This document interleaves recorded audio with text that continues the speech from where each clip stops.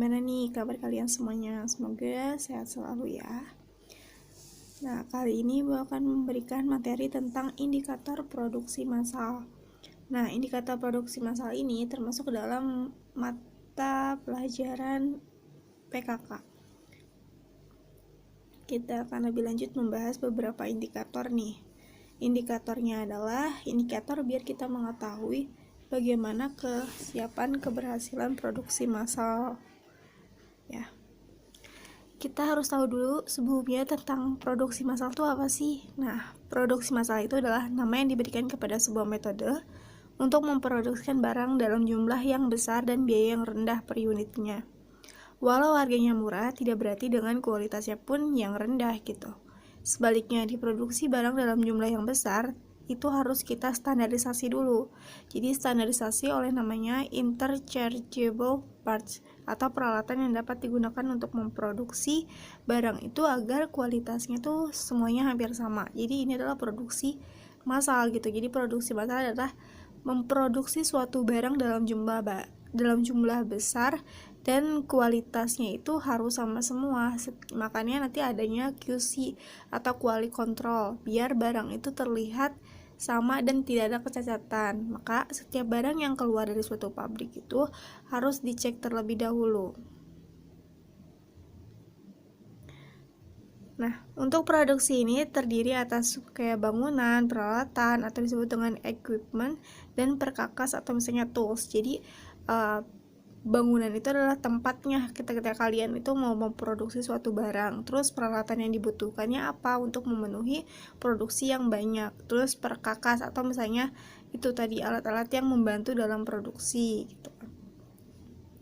Nah, di sini adalah tahap perencanaan yang harus mencakup beberapa langkah-langkah setiap kerjanya. Terus harus adanya perbaikan setiap langkah. Kemudian setelah itu kalian harus bisa merencanakan nih yang akan dilaksanakan berupa implementasi atau tindakan yang akan dilakukan, dan juga tahap pengendaliannya biar sama semua barang-barangnya gitu. Maksudnya pengendalian biar quality controlnya itu terjaga. Terus perhatian utama dari kegiatan ini, kalian harus bisa melihat kemajuan yang dibuat dalam mencapai target yang direncanakan. Misal 1000 pitch dalam waktu 1 minggu, maka target itu akan harus bisa tercapai gitu dalam waktu 1 minggu. Terus pengadaan atau disebut dengan procurement dan instalasi peralatan yang merupakan jenis produksi ini. Mungkin dia itu berlangsung selama sekali atau beberapa periode, setengah dasawarsa atau bagi perusahaan yang manufakturnya perusahaan yang besar gitu. Jadi memang ada periode-periode tertentu untuk memenuhi suatu kebutuhan. Misalnya terjadi pemenuhan kebutuhan yang meningkat seperti saat ini, misalnya pemenuhan hand sanitizer itu harus banyak. Terus pemenuhan sabun atau pemenuhan masker yang sampai overload dan juga harganya tuh kayak melambung tinggi. Jadi memang itu ada beberapa periode dikarenakan misalnya ada wabah atau pandemi atau adanya suatu kegiatan yang lainnya. Nah, di sini kita bahas juga tentang proses produksi. Proses itu apa sih? Proses adalah urutan pelaksanaan di mana kejadian itu terjadi secara alami atau kita mendesain beberapa sih harus yang kita kerjakan. Terus bisanya harus menggunakan waktu, ruang, terus keahlian dan sumber daya yang bisa membantu untuk proses produksi yang bisa menghasilkan suatu hasil atau suatu produk gitu. Suatu proses yang mungkin dikenali adanya perubahan yang diciptakan terhadap sifat-sifat dari tertentu atau lebih objek di bawah pengaruhnya. Nah, ada dua jenis proses produksi. Yang pertama itu adalah membuat barang atau produk dengan menggunakan mesin. Itu akan membantu untuk pemenuhan kebutuhan. Terus hal itu disebut dengan produksi. Terus yang kedua, membuat sarana produksi atau sistem produksi itu sendiri. Hal ini disebut dengan persiapan berproduksi. Jadi kita memenuhi dulu nih apa aja sih yang dibutuhkan ketika kita ingin melakukan produksi suatu produk gitu kan. Terus tahap persiapan. Nah, tahap persiapan itu harus didahului oleh kegiatan kayak perencanaan terlebih dahulu, terus desain produknya seperti apa, terus kegiatan riset dan juga pengembangan dari suatu produk itu bagaimana. Itu munculnya di tahap persiapan. Nah, setelah sudah ada proses produksi, ada tahap persiapan, maka ada produksinya nih. Produksi adalah suatu kegiatan yang dikerjakan untuk menambah nilai guna suatu benda atau menciptakan benda baru sehingga dapat bermanfaat dan memenuhi kebutuhan, baik itu kebutuhan pasar atau kebutuhan dari konsumen sendiri atau kebutuhan dari pabrik. Terus kegiatan menambah daya guna sebuah benda tanpa mengubah bentuknya dinamakan produk jasa. Sedangkan kegiatan menambah daya guna sebuah benda dengan mengubah sifat bentuknya dinamakan produksi barang. Jadi beda antara produksi jasa dengan produksi barang. Terus proses persiapan produksi ini ada dari beberapa kegiatan yang memang harus kita rencanakan secara berurutan karena untuk melakukan proses produksi sebagai berikut. Yang pertama, kita harus mengetahui dulu nih penjadwalan waktu, kapan sih kalian akan membuat suatu produk tersebut. Terus yang kedua adalah pemeliharaan peralatan, biar ketika melakukan produksi, peralatan itu bisa terjamin dan produknya itu tepat sesuai dengan target. Terus pengerjaannya estimasinya berapa lama.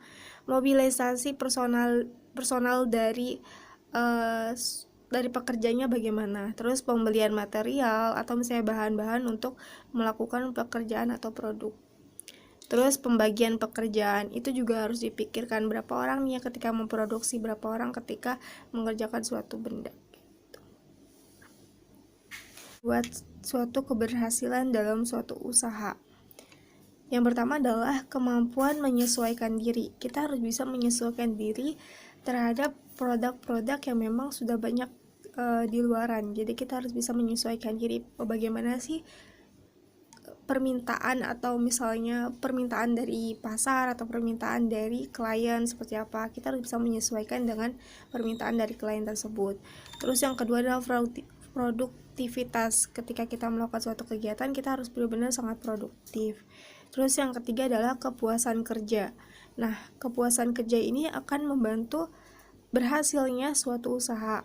Yang keempat adalah kemampuan mendapatkan laba atau misalnya kemampuan untuk mendapatkan keuntungan nih dari produk yang kita jual, atau misalnya kita mencari dari sumber daya nih keuntungannya, atau misalnya ternyata produksinya itu dapat menguntungkan gitu. Terus yang kelima adalah kriteria keberhasilan. Dari semua beberapa kriteria tersebut itu akan menjadi indikator keberhasilan suatu usaha.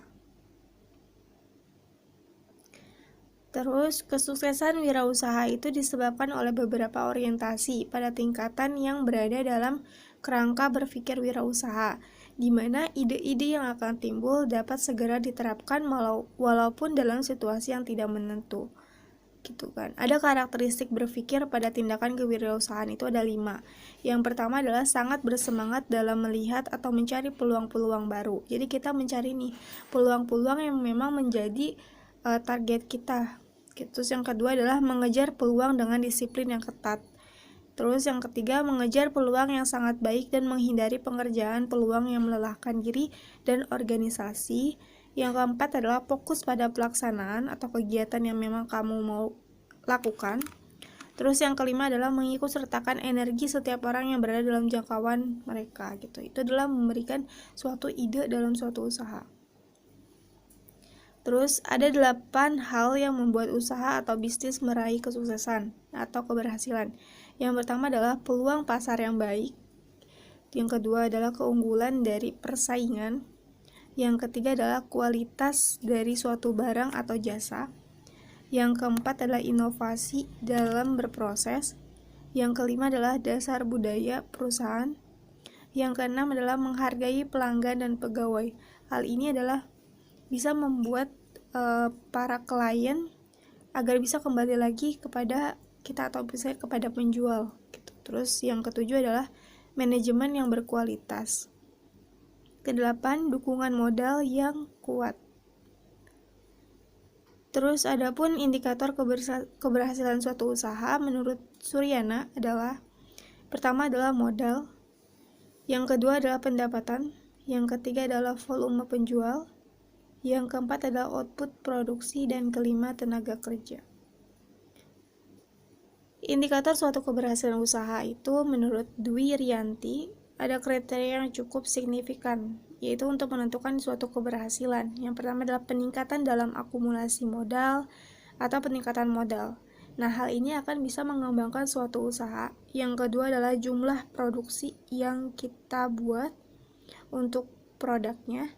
Yang ketiga adalah jumlah pelanggan. Nah, ketika jumlah pelanggan meningkat, maka produksi pun akan meningkat. Terus perluasan usaha dengan kita bekerja sama dengan beberapa perusahaan yang dapat membantu income buat perusahaan yang sedang kita rintis.